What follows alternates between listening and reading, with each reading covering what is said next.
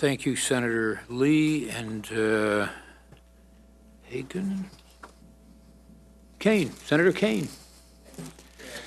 Thank you, Mr. Chair, Mr. Ranking Member, General Dempsey, Secretary Panetta. Mr. Secretary, your testimony is where I'm going to start, and an observation and then some questions. The line that I find the most provocative, that brings me to my greatest concern right now as Secretary, and frankly the greatest security risk we are facing as a nation, which is budget uncertainty, which could prompt the most significant military readiness crisis in more than a decade. That's a provocative statement. Greatest security risk as a nation: Iran, North Korea, Al-Qaeda, including Al-Qaeda in the Maghreb. But I gather the thrust of the point is our ability to respond to any of those security threats is completely dependent upon a national security posture that is informed by budget decisions rather than budget indecision. Yesterday it was announced that you had approved a decision to take the USS Harry Truman and USS Gettysburg and delay their deployment pursuant to a CENTCOM desire that they be deployed in the Middle East, and to delay the deployment purely because of the effect of a March 1 sequester and the now increasing likelihood that that would happen. I regret that you had to make a decision of this kind to sacrifice our nation's readiness. You were faced with a choice of deploying a second carrier in the Middle East that could provide some additional security, including in the area that we're talking about at this hearing. Instead, you decided to keep that carrier home ported in Norfolk because of budgetary concerns. You shouldn't have had to make that decision. The safety of men and women we have deployed in Afghanistan and the Middle East and Pakistan is at stake, and the very matters we're talking about at this hearing are at stake when you have to make a decision of that kind. The ability of our military to respond to crisis in some volatile parts of the world. You didn't cancel the carrier deployment because this part of the world suddenly was safer. Our ability to respond is at stake, and as you pointed out in an earlier answer, this also affects individual morale of individuals who've subleased apartments. There was an article this morning in the Virginian Pilot, just quoting Airman Carly Grice, 20, of Kentwood, Louisiana, said she had been excited to go on the first deployment. This was a letdown. Actually, I'm disappointed, said Grice, who joined the Navy in August and hopes to make a career in the service. She wonders whether that's realistic given the budgetary issues. The military today is filled with 20-year-olds or newly minted lieutenants or others who will be the future leadership of our military. There's probably someone in the military right now, General Dempsey, who will be a future head of the Joint Chiefs of Staff.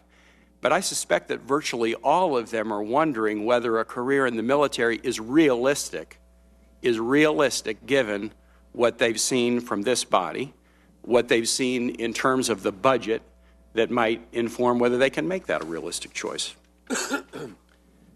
I hope Congress is taking notice of your provocative comment, which I think is an accurate one. The decision regarding the Truman is going to be the first of many, I suspect, unless we do something to replace sequester. We all know sequester was never intended to happen, Mr. Secretary, as you mentioned.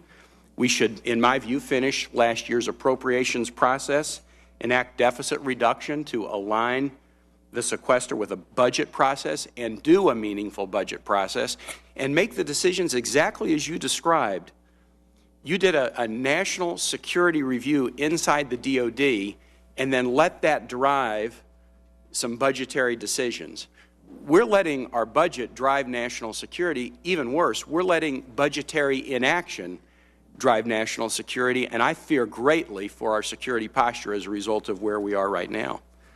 So, Mr. Secretary, first, I gather we're likely to see a whole lot of things like the Truman announcement yesterday that would potentially weaken our readiness, demoralize our active duty men and women, and lead us less safe, unless we find an alternative to sequester.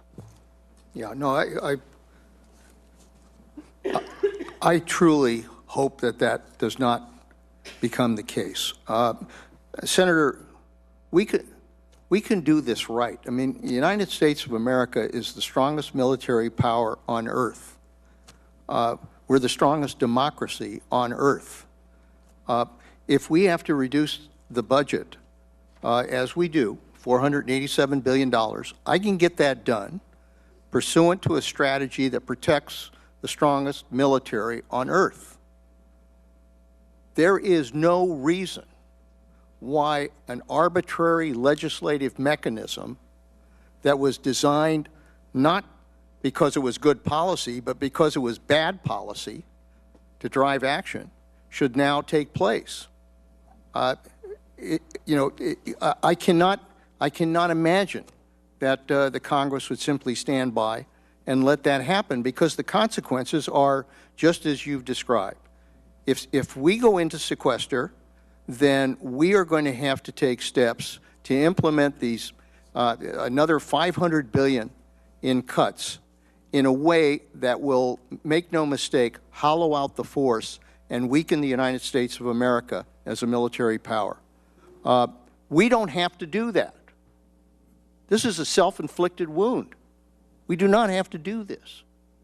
And that's why I think, the General and I are we're trying to take steps to prepare for that should it happen, but we're trying to do it in a way that makes these steps reversible so that we can again get back to the business of defending this country.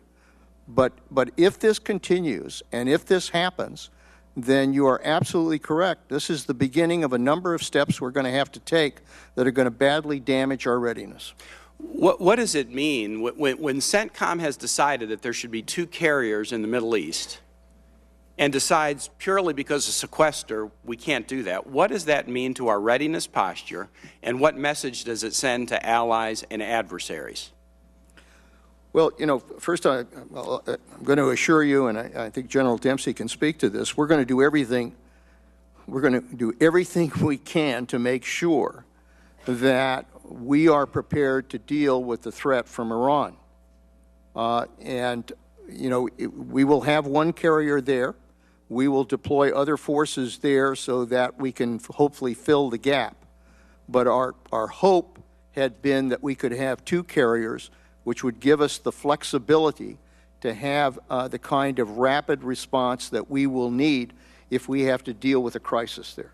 In terms just of the sheer organizational effort, I assume it's thousands of hours of your personnel to try to figure out how to contort your budget to comply with a sequester that would much better be spent looking forward and working on an FY 2014 budget. You bet. Thank you.